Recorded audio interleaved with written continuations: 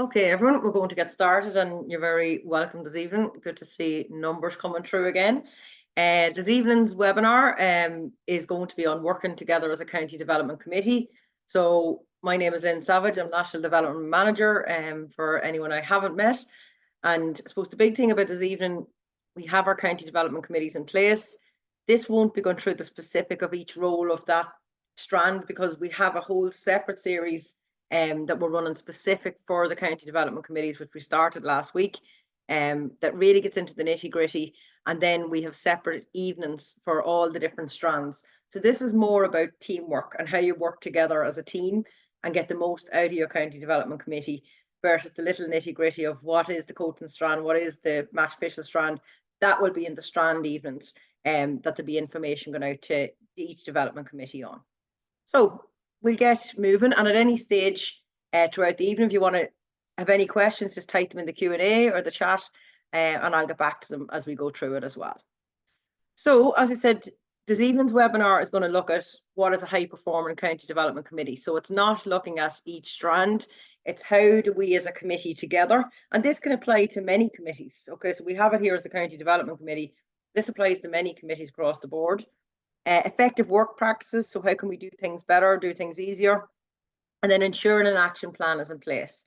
And it's really important that you do work, because there is so many different strands, trying to knit it all together is really important. And the county development committee, it was a county development officer. It was seen as too big of a role, and one of the requests was to build a committee. So now there's people who should have a real passion for those strands that is in your county development committee. So the strands that there is in your county development committee, and you'll see the rule at the bottom, the executive of the county board must appoint a county development committee comprising of at least 4 people, each with a responsibility for coach education, volunteer development, participation, and referee education. So it's at least 4. So at least those 4 strands are being led up, but then there may be other stuff comes from it. So as I said, in the separate strand evenings, it'll get into more detail. So there'll be quarterly meetings for everyone who's your coach education lead, quarterly meetings for everyone who's volunteer development lead, etc. And you can see some of the areas that are covered within each of those strands. So they'll be separate evenings that will really help you get into deep of what your actual strand is, which is important. And there is contacts that you can contact at any stage, the heads of each of these development areas. But what is important, what we're looking at tonight, is how do we make sure all the focus isn't just on one of those strands, because that's not high performing committee. That's pretty much back to what we were looking at, was just maybe that was the area of passion and there was only one thing done. So it's how do we make sure we look across all of these, understand what's happening, and building them together. So for yourselves, just thinking there, it's not, you're not going to have to put it in anywhere, but just thinking by yourself there for a couple of seconds, thinking of your county development committee, what do you think are words associated with team? Okay, because I don't overly like the word committee, but it has to go in a rule book. But to me, it's a county development committee or county development team. So you're working together to try and do things to the betterment of the county. Okay, so what do you think are words associated with team? Okay, so just having a think about that for a second. Okay, and no doubt a lot of people, when they think of team, they think of on the pitch, but actually without a really strong off the pitch team, there will be no on the pitch. So what you're doing as a county development committee is so important, because it's making sure that there's coaches to coach the players, that there's match officials to referee the games. Without match officials, we can't have games. That there's volunteers to run our committees, that there's players then to actually play in the games through your participation strand. So what you're doing is really cementing the future of ladies Gaelic football within your county. So for teams, high performing teams, they are hard to create, but they're worth the effort. Okay, so don't just happen.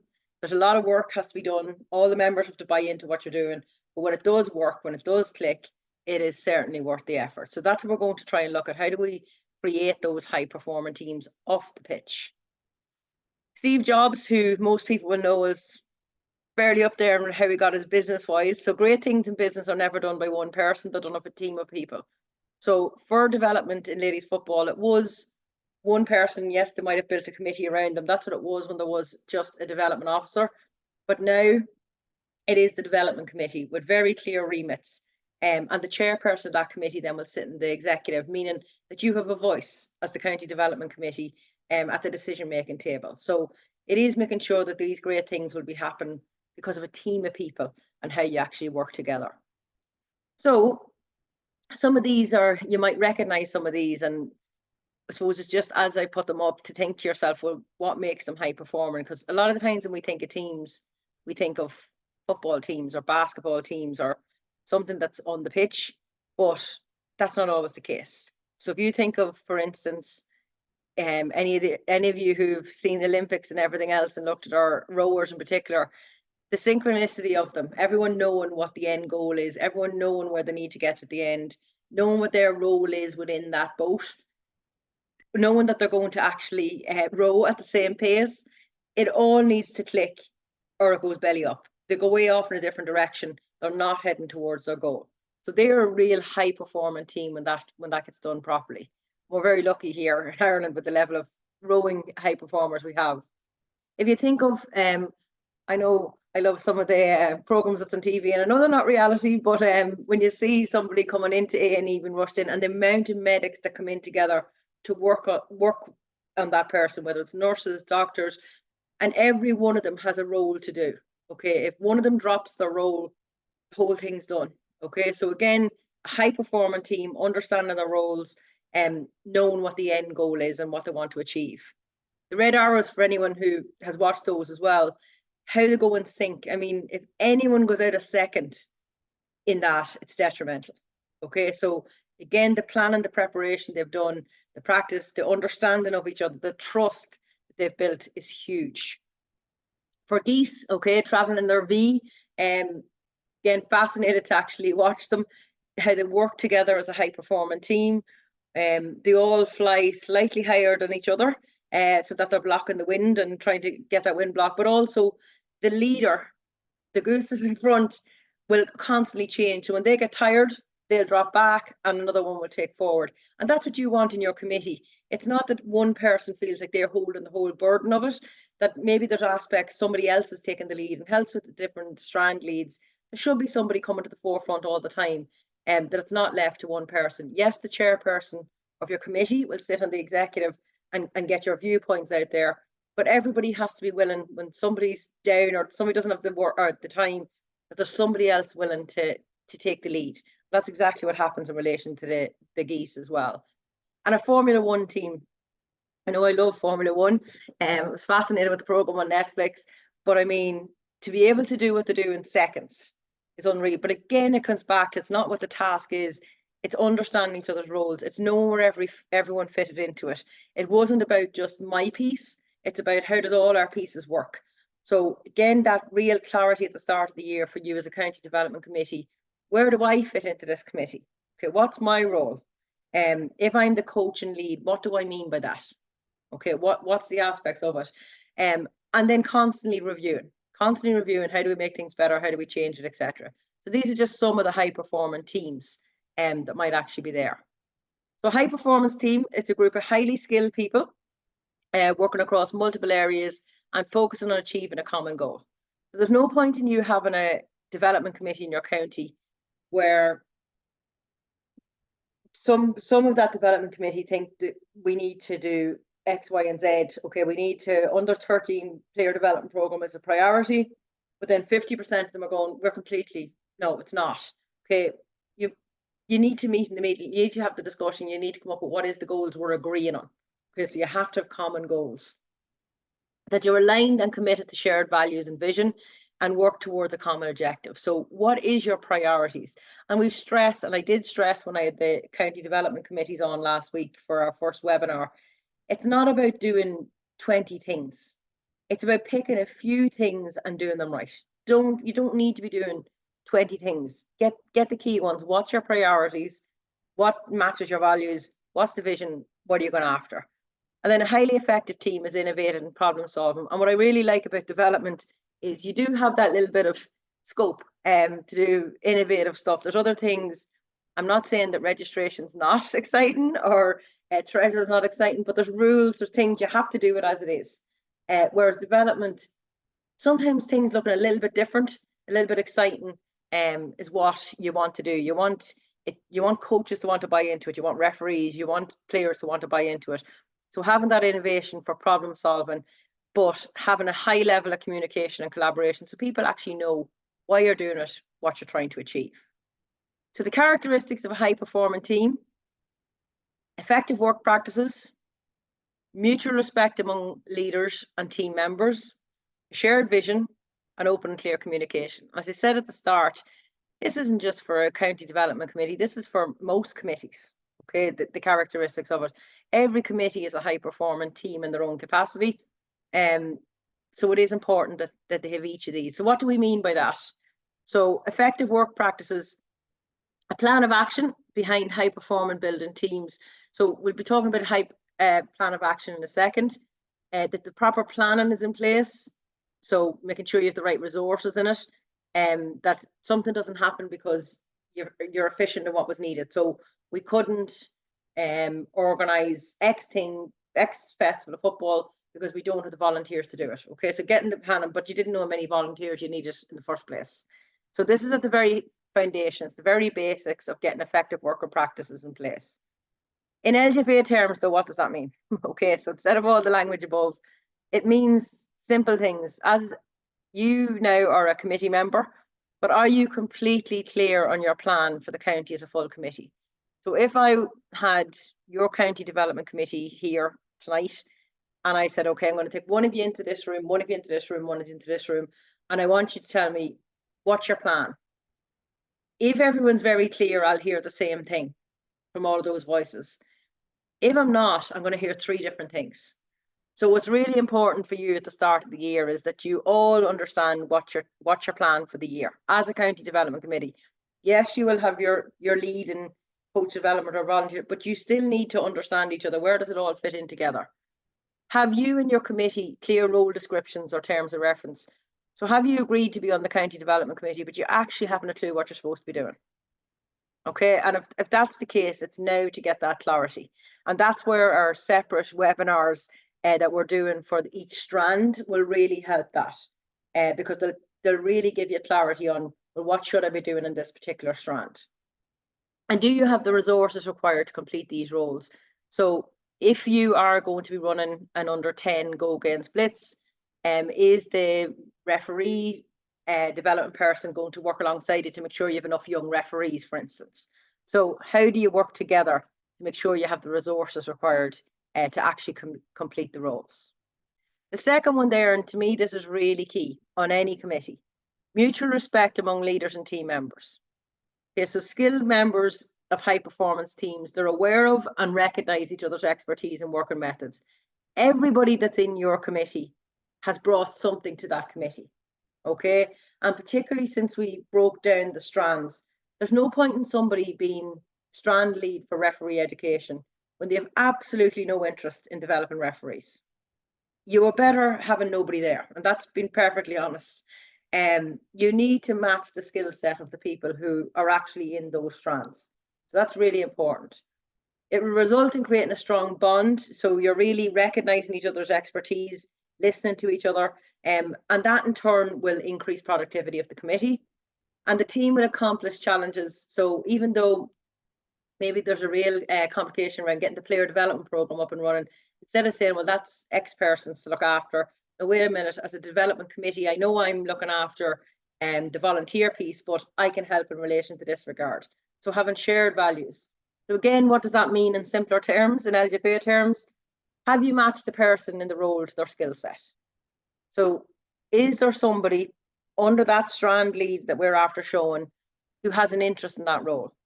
So is the person who's leading volunteer development, are they really interested in developing volunteers? Or do they just want to be on a committee? Okay, so you want somebody who's really matching and their skill set to actually bring to it.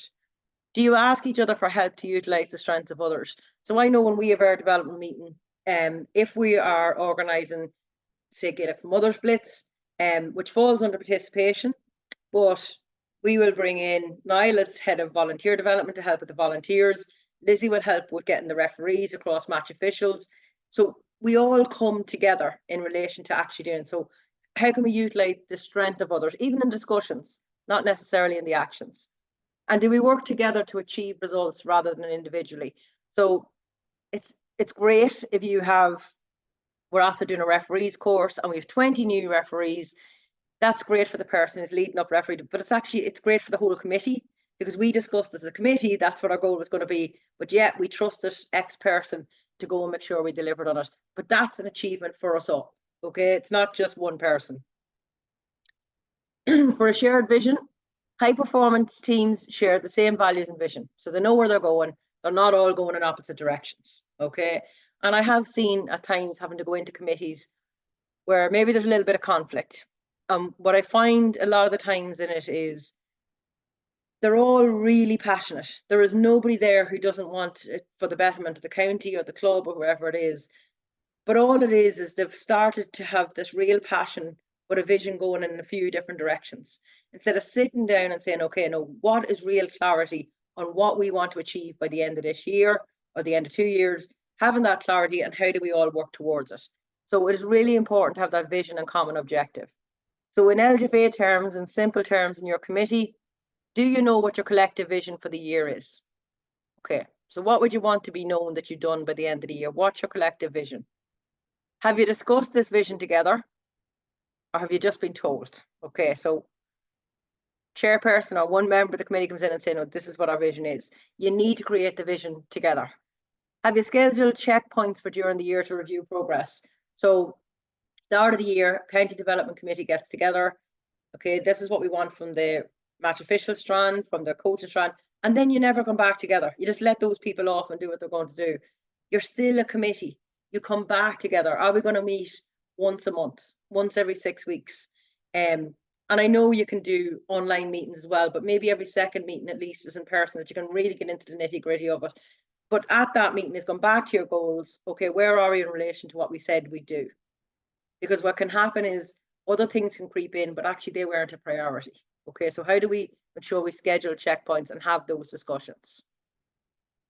And for any of this to work, you need open and clear communication. So the leader of the team, they need to cite the team's vision and goals. So your chairperson of your committee is pulling you all together, okay, bringing everything together, but making sure there's an open channel of communication between members and chairperson, members with each other.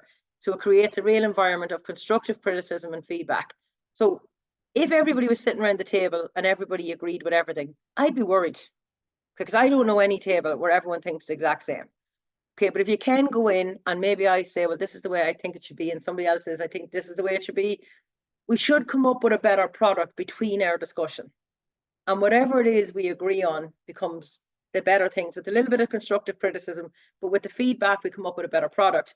And what's most important is when we leave that door, that we agree it. So we don't go outside and have a meeting outside the door saying, well, I didn't agree with that. Or maybe when it does get rolled out and there's some little piece of it doesn't work, well, sure, I never agreed with that in the first place. Okay, you're in it together as a team, so you build it together, and you have your discussions in the meeting room versus outside of it. So in LGFA terms, again, is the chairperson clear in your vision, and always ensuring the team remains on track? So when you go to your meetings, that you're actually staying on track and not discussing stuff that's away off track. Does the chairperson ensure the team focuses on priorities rather than distractions? Okay, so we can get so caught up in, well, this isn't going to work or this isn't going to work. Okay, how do we make it work? And do all team members feel they can communicate open and honestly, so that they feel it's safe for them to actually communicate? Is really important. That so open and clear communication for everybody on your team.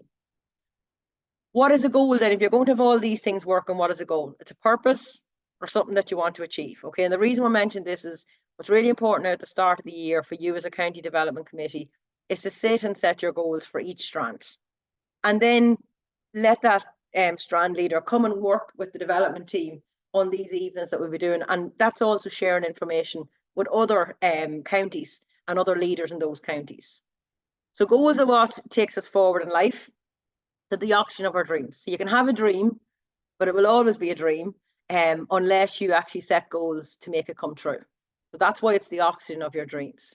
The type of goals, they're short-term, mid-term, and long-term. So the short-term ones are things you want done in the next couple of months. Okay, so they might not require kind of constant progress reports, but what stuff you as a committee want to have up and running in the next 2 months, for instance, the next 3 months? Is there something then you want in the mid-term? So maybe the next up to 6 to 9 months, and then the long term could be 12 months but it could even be 24 months, okay? Because we're hoping to cement this committee a bit longer.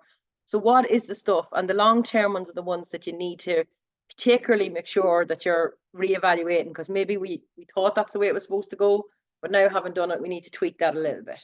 Okay, so what's your short, your mid-term, and your long-term goals? So again, a question after tonight. Have you met as a committee to set your short, medium, and long-term goals for the year? Because if you haven't, you need to do that. You need to come together. What are we hoping to achieve within our term as a county development committee? And in that, you are setting your goals. Okay, so what you're doing just by doing that is deciding what do you want to accomplish? So what do you want to achieve as a committee by the end of the year? And how are you going to devise a plan to get it? So if you do want to have the under 15 player development program, for instance, it's not going to just happen. Okay, so you're going to have to have a plan. You're going to have to start working now. How do we get the coaches? How do we get maybe volunteers? How do we make sure with the equipment, the et cetera, the facilities? So setting your goals. It's establishing, as I said, short and long term, and there will be some mid-term ones in the middle of that as well, but putting deadlines and everything to make sure that you are actually achieving it on time. So it is the first step in turning the invisible into the visible. And what I love when I sit chatting to counties in some meetings is, geez, we'd love to do that, but we couldn't do it. But actually when they sit and chat it out and go, okay, well, we can't do it now, but if we actually put step 1, 2, 3, 4, 5, and 6 in place, we could achieve it in 9 months' time or 10 months' time. So something that looked invisible all of a sudden becomes a reality for them. And that's what we're trying to do by getting you to plan good and early. Making sure the goals are smart, okay? They're specific, that you know what they are, very detailed, everyone's very clear in them, that they're measured. So how can you make sure, if you say you're going to have an under 10 festival of football with 10 clubs in a region or whatever it is, at least you know what is it that is measured, okay? How do you know we've got there? That's achievable. So you want something that's going to challenge you, but not something that you're like, that's that far off reality. We're going to have 300 new referees this year. Like, not really achievable for a lot of counties. Versus we're going to have 20 new referees this year, but we're going to really work with them on a buddy system. Okay, something that's really achievable and really relevant. So it's closely connected, because what we had said was we need more long-term referees and match officials within our game. So it's relevant and it's timed. We're going to have them done and we're going to keep it in place by the end of August. So something that you can keep referring back to and doing your SMART goals. So the steps to setting your goals when you do sit together: identify what the goals are, and I'll show an example now in a second. Set your objectives. So what's the steps to actually get to that goal? Is there any obstacles? So what's the stuff that potentially could cause trouble? Because maybe then there's people that could help you to overcome the obstacles. What people are you going to need? Okay, who's going to be driving it? But then what other people are going to actually help you out?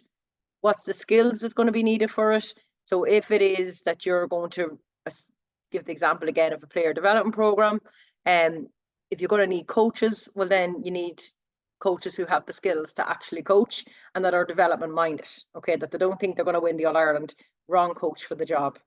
Develop a plan and then list the benefits, because it gives you a bit of yes, this is the reason we're doing it, when you actually list the benefits in relation to it. So a very broad example, okay, because you would obviously have more goals, even though, as I said, don't do massive amounts of stuff, but just a very broad example for your short, medium, long term. So maybe under coach development, you're saying you're organising an introduction to coaching Gaelic games and level 1, and you might actually have how many people you want to target for those. For match officials, it could be ensuring all referees have completed the annual referee refresher course that you've organised. For participation, organise under 8, 10 and under 12 go against festivals of football. For volunteer development, link with the G8 in the county to promote the county leadership series. These are just samples and they're only the goal listed, okay? They're not how you get there. The medium term, activate under 13 and 15 player development program. Excel and buddying system on referees through the referee aftercare program. Encourage clubs to participate in Gaelic for Girls annually. Appoint a volunteer coordinator to support succession planning. For long term, some examples, you might have initiate under 17, train 4 referee assessors, annual plan for go games, educate all officers at club and county level on the LGFA administrator pathway, which I'm glad to say will be coming very soon. But this is just an example of okay, now we all know as a committee, this is what we're trying to achieve. But yes, I'm the coach development lead. So I know I need to take the lead on what's written there for coach development, but I know we're doing it together as a full committee. Okay, and I might have a few people I need to work with me to achieve the coach development stuff. That's fine. But when we come back together as a committee at various times throughout the year, we're discussing all of these. Okay, so the short-term ones are the ones that we might not need progress things because they should be getting done fairly rapidly. The medium term would have a little progress report, but we're still trying to achieve it directly after the short term. But the long-term ones are the ones that could potentially get forgotten about if we don't just do a little progress report when we meet. So how are we getting on? We said we'd run this in 12 months' time. How are we getting on in relation to that? So having your short, your medium, and long term, but most importantly, that they're across all strands, that they're not all coaching goals, or they're not all participation goals, that they're across every strand is so important.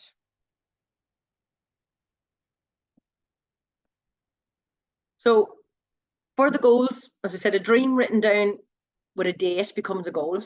Okay, so have a dream. This is what's going to happen. When I put a date on it, it gives me a target to go to. A goal then broken down into steps becomes a plan. So this is my goal. If I break it down, I now have a plan of how I'm going to actually get there. And then a plan back by action. So by actually activating those steps that I've put on a piece of paper, it will make my dreams come true. And I know dream seems like a bit, oh, it's all out there. But I mean, if you have something you've put time and effort into, and it's something you really wanted to see in your county, by God, does it make you feel good? Okay, so maybe it is your first under eights Go Games Festival of Football has never happened in the county, and you're like, no, I'd love to see this. I'd love to see loads of young girls doing it. So dream might seem like a big word, but by God, does it make you feel good when you see it actually happening the first time? Okay, so it's getting your goal, getting your plan, and then getting your action. So the final piece of pulling all this together is an effective action plan. Okay, so you have your goals, you know how you need to work together as a team, you know the clarity you need at the start of the year, and then you have an effective action plan. So planning on turning your vision into reality, or is it just going to sit in a piece of paper? What's the best way to avoid challenges and problems during this journey? So if you can predict some of the challenges you might have, it's a lot easier to overcome them versus, oh, do you know what, when we get there, we'll deal with them, because it takes a hell of a lot longer to deal with them then versus now. So we had a county, for instance, last year said we can't do the player development program because we won't have enough equipment to do it. Okay. So actually they went, well, wait a minute, if we're saying there's a coach to come with each club, that there's a girl coming from, if we ask them all to bring 5 footballs, 3 footballs, a set of cones, and they were clearly marked, they took them back home with them, but they had piles of equipment. So that was a challenge they recognized very early. In the year before this, they weren't even advertised the program. So what's some of the challenges you might think is going to come up against, and how do you solve these problems? So a solid action plan is what you need for each of those goals. It's a checklist for the steps or tasks you need to complete in order to achieve the goals you've set. I am a big checklist person, and I know for our full team, for everything, whether it's the Gaelic for Mothers Blitz or it's volunteer awards, everything, we have a checklist for it and who's responsible. Okay, so and by what date they have to have it done. And it just means instead of skipping to 0.6, because I'd rather do 0.6, there's no point in going there but having got 3, 4, and 5 done. So what's your checklist to actually get there, to get to your goals? And it is an essential part of the planning process. It takes time. So how are you going to organise a grab your whistle youth course and make sure the referee aftercare program is in place behind it? So you've step by step of how you're going to book the course right down to the aftercare program. And yes, if you haven't done this before, it might take a bit of time to put that in a planning paper, but now you have it for next year and the year after and the year after. It's the exact same plan, except you might tweak little things that might have made it work better. So taking that bit of time to put the planning process in place will help. And it means then clarity for your full team as to what you're trying to do. So you can't say, participation person says, I organise an absolutely brilliant festival of football, but gives out to the person responsible for referee development because there wasn't enough young Go Games referees to do it.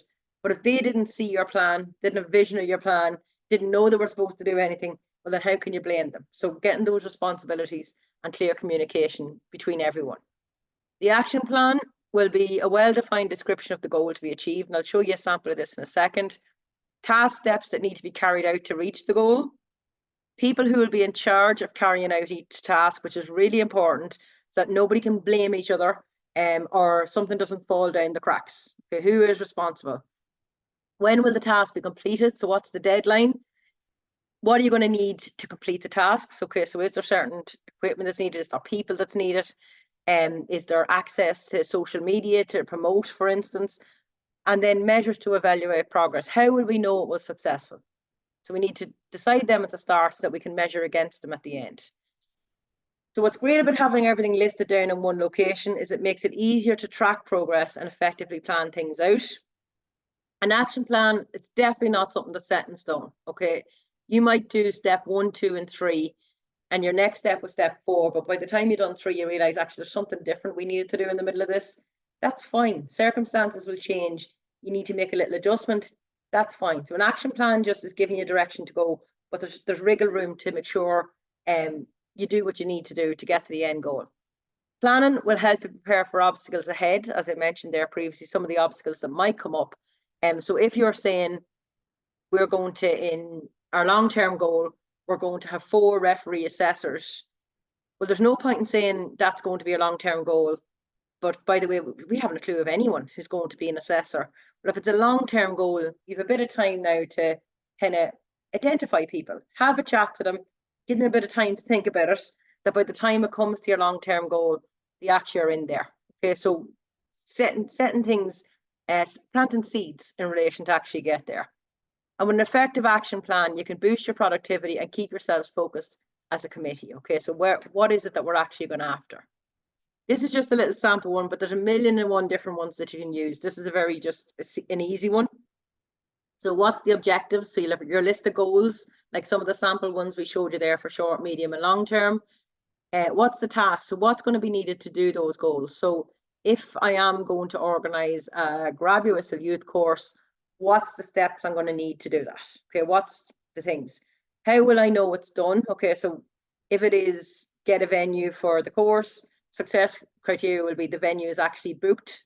Okay, that you have it done, it's not identifying it. When do you need that done by? And what or who can help you complete these tasks? And for that, it is important that you put a responsibilities, because you're working as a committee. So this might be for one person, but you have responsibilities as well, that you can say who is the person on your committee who's taken the lead. And then the resources could be additional people who might potentially help out, or additional equipment, additional personnel, whatever it is. And it will also help the chairperson of your development committee if there's something they need to bring back to the executive. So maybe there's something needed to run your player development program, that they'll be able to clearly see, well, this is the resources we identified we're going to need to make this successful. So it helps them bring the whole action plan together. And then the importance of review to wrap the whole thing up. You need to review to know your progress, to make sure you're in the right direction. Okay, if you don't review, you'll start going off in your own tangents again. And all of a sudden it's the end of the year and it's like, oh Jesus, what we set out to achieve at the start, we didn't, and we ended up down here. You need to re-engage with your goals. So what is the goals that we try to set out? Because sometimes it's like when you get something shiny and new, you see something different happen in another country, it's like, oh, we'll try that and we'll go this way. But actually that wasn't a priority for your county. So just because it's shiny and new doesn't mean it fits what your priority is. Get back, but when you get back to your goals and have a look at it, maybe it is that you need to change things to go slightly that way. It'll keep improving your strategy, your long term of where you want to be, and your action plan. And most importantly, to get motivated. If you meet together at the start of the year and you just let people off and you don't come back together again, people will lose motivation. So you need to come back together again, have those regular meetings, and keep each other motivated, keep each other going in the right direction. Evaluating them, as I said, that last point, it is important to keep evaluating them. Very simple questions to ask yourself. Was the goal specific? Did we clearly know what it was? Was it realistic? Or did we really set something that was overly ambitious? Do we need to kind of reevaluate it a bit? Did you put the proper resources to it? Did I have accountability? So did somebody know they had responsibility for it? What worked effectively? So what parts of it has worked really well? Because they're the bits we need to keep.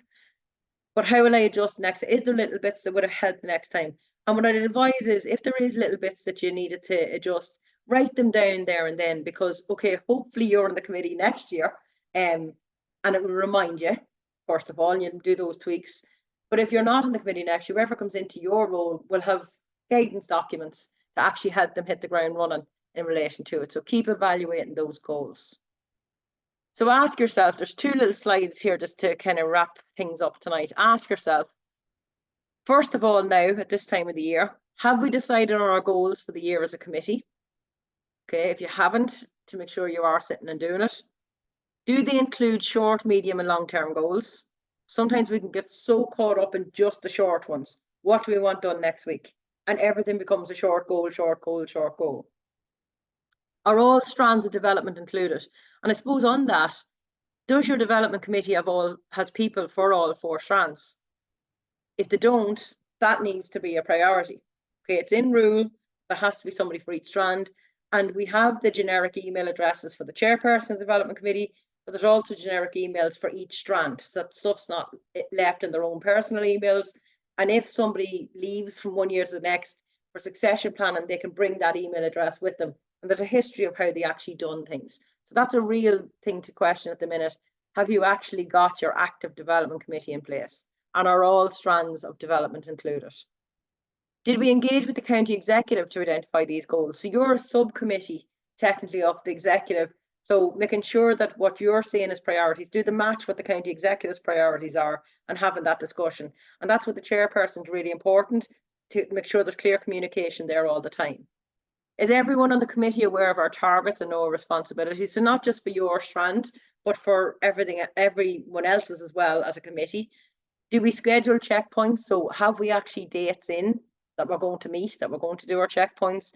And do we evaluate our goals at the end of the year? So if I asked you, maybe you're coming off a committee and you were in place last year, did you actually sit at the end of the year and say, okay, what did we set out to achieve in January, February?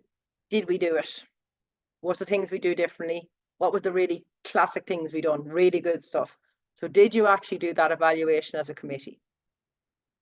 So at the end of this year, having that real review of purpose. So the reason I put this up now is because it makes you a little bit accountable that hopefully you'll do this down the line. So if you ask yourself towards the end of the season, of all the things we did in the last 6 months, for instance, it could be 9 months, it could be 12 months, what are we most proud of? And being typical Irish, particularly, we find it very hard to talk about the good stuff we do. We'll rattle out the stuff that we think we didn't do well, but trust me, as county development committees, you're doing so much cracking stuff. As I said, without the development committees, no coaches, referees, players, volunteers. So that's the importance. You're the glue of pulling all this together. So what are you most proud of? What else? Because there's more. There's not just one thing, there's more. Make a list of all the stuff you're proud of. How did you manage to do it all? Okay, what made it achievable? How did you manage it? As a committee, what were your strengths? And that's a good one too, because if you do decide, well, we're hoping to be the committee next year again, which I'm sure many county boards will be delighted to hear. But if you do your strengths, sometimes it helps you identify maybe, I wouldn't even say a weakness, but an opportunity to get somebody else to fill that gap maybe that was in your strengths. What difficulties or problems have we tackled successfully? Because you learn from them, you bring it forward. How did you do it? What was helpful to get the best out of the team in the last year? So was it regular meetings? Was it clear communication? Was it working together? What was the things that made you a really high performing team? And write down what you specifically appreciated about the committee and how they helped. So what was it that really made you work as a committee? We'll come back to the very first slides about a high performing team. You need this high performing team off the pitch to get things buzzing and clicking in a high performing team on it. So what is the things that you really appreciated about that? So your high performance team model, to wrap all this up, you have your common purpose. Okay, this is how you get the results. So a reason for actually being there and doing the things. You have clear roles. Everybody knows what their clear role is in the committee, and the committee has very clear terms of reference. You know where you're going. You're going to cooperate and work with each other. There's accepted leadership. So by that just means you've a strong chairperson in your committee who helps you build together, who gives clear communication, and who represents you on the executive, who brings all of your committee's thoughts to the executive meetings, and mature development is on the agenda. Okay, so that there's not county development committee or county board meetings, county executive meetings happening without development on the agenda. You have effective processes, so you're doing things as efficiently as possible, solid relationships between each other and your external people that you have to work with, your stakeholders, your clubs, your members, your referees, everyone, local sports partnerships, local councils. And building it all together is excellent communication. So you can have really good people, you can have really good goals, but if there's not communication and trust between you, it'll all go belly up. Okay, so making sure there's clear communication. If somebody's doing something to annoy you or that's not working right, have the discussion. Instead of going and talking to 10 other people outside and giving out about that person, listen, there's just one thing that's really not working out, it's grinding on me, can we chat this out? You have that trust to have that environment between you. So that's just a little model to actually show how you can get your high performing team, which I see as a development committee. So the question to leave you with, imagine that we return here at the end of the year and we're incredibly enthusiastic about this year. Okay, you're buzzing as a committee because of what you've done. What would you say happened? So what did you do? What are you buzzing about? What would you be excited by? And if you can answer those questions, that will really help sell what your vision is for the year and what your goals are. Because you'll get excited by stuff that matches your values, excited by stuff that's going to excel your county. As I said at the start, everybody's really passionate because they wouldn't give up on the volunteer time otherwise. So asking yourself that, because if there's something you can vision in your mind at the minute that I would love to say I was part of that for our county, I would love to say that I done that well. Well, that's something you make sure you get in your goals. Okay, it is something that you'll get excited by. So asking yourself that and reminding yourself that throughout the year. So dream big. So don't set too many goals. What's the priority ones for yourselves? Limit it in. And then most importantly, take action. Don't let it be a piece of paper with goals written on it. And please, please engage with us. Okay, we have the Strand evenings coming up. You have provincial development officers who are going to have evenings as well. So for the Strand evenings, people who are responsible for coach education, really understanding what does that Strand mean. Same with volunteers, participation, and with match officials. So we can really help and nearly create a community of practice across those strands. So that kind of brings everything together. If anyone has any questions, please feel free to fire them in the chat at the Q&A, and I will wait on a few minutes in relation to those. But just before people do log off, a massive thank you for logging in tonight. To try and keep it short and succinct. As I said, it's more about working together as a team, as a county development committee or any committee working together as a team. Whereas, as I said to you at the very start, this evening wasn't about finding out the nitty gritty of what is this coach education or what is this referee course. We did that last week in the introduction to the County Development Committee webinar, but you will get that in your Strand evening webinars that's coming up as well. Any development officer who or the development committee member who hasn't got access, we have a portal on the e-learning platform that has resources there to help you as county development committee members. If you haven't had access to that yet, if you drop an email to developmentsupport@lgfa.ie, and we'll get details of that sent out in case they haven't been shared on to you. Because there is a guidebook there which gives you guidance around all of the different initiatives available and courses available and everything else. So it will help you out. So thanks a million, everyone, for your evening. As I said, I will hang around just in case there's any questions, but if not, feel free to go ahead and we'll chat to you all again soon. So thanks all.